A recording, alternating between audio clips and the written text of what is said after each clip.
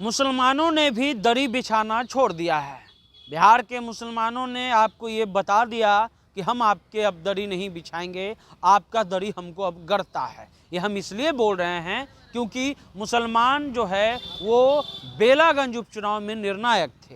बेलागंज उपचुनाव में मुसलमानों ने 17,000 वोट अमजद को दिए। हालांकि ये अमजद का अपना वोट है, इसमें पीके का अहम रोल नहीं है, लेकिन उसके अलावा वहाँ पर एमआईएम को भी लगभग 3500 के करीब वोट मिले हैं। यानी इन दोनों वोट को अगर जोड़ लिया जाए तो ये लगभग 20,500 के आसपास आ रहा है, 21,000 आसपास आ रहा है। और राष्ट्रीय जनता दल के जो प्रत्याशी हैं विश्वनाथ यादव, वो जो चुनाव हारे हैं वो 21,000 कुछ वोट से हारे हैं। यानी जितना मुसलमान वोट बटा, जितना मुसलमान वोट टूटा, उतना से ही आप चुनाव हारे हैं। ये बेलागंज की सच्चाई है। बेलागंज जो आपको 8 बार से जिता करके विधानसभा में भेजने का काम कर रहा था, लेकिन वहाँ पर मुसलमानों ने एक तरह से पूरी तरह से आपको नकार दिया है। उन्होंने अमजद को वोट दे दिया, उसके अलावा अमजद को छोड़ करके एमआईएम को वोट दे दिया, और वही जो वोट था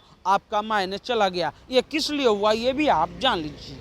होता ऐसा है कि मुसलमानों को राजनीतिक प्रतिनिधित्व तो जीरो दिया ही जाता है, उनके हिस्से का जो सीट रहता है उसको भी दूसरे लोगों को दे दिया जाता है। ऐसा आप मत समझिए कि मुसलमान आपके बंधुआ मजदूर हैं। मुसलमानों ने इमामगंज में आरजेडी को वोट किया, मुसलमानों ने इमामगंज में आरजेडी को वोट किया, झारखंड में आरजेडी को वोट किया, अन्य विधानसभा में आरजेडी को वोट किया, लेकिन बेलागंज में जो है जो आंकड़े आ रहे हैं उसमें आरजेडी को कम वोट देते हुए नजर आ रहे हैं। और वहां पर मनोरमा देवी चुनाव जीत करके आती है। अब मनोरमा देवी चुनाव जीती है तो कहा जा रहा है कि मगध के नए सम्राट रॉकी यादव हो गए हैं, और कई गाने लग रहे हैं रॉकी यादव के नाम पर। लेकिन तेजस्वी यादव के लिए चिंता की बात है कि मुसलमान को अगर छोड़ दिया जाए, अगर मुसलमान आपके साथ अगर छिटक जाते हैं, तो कहीं ना कहीं आने वाला जो 25 का चुनाव है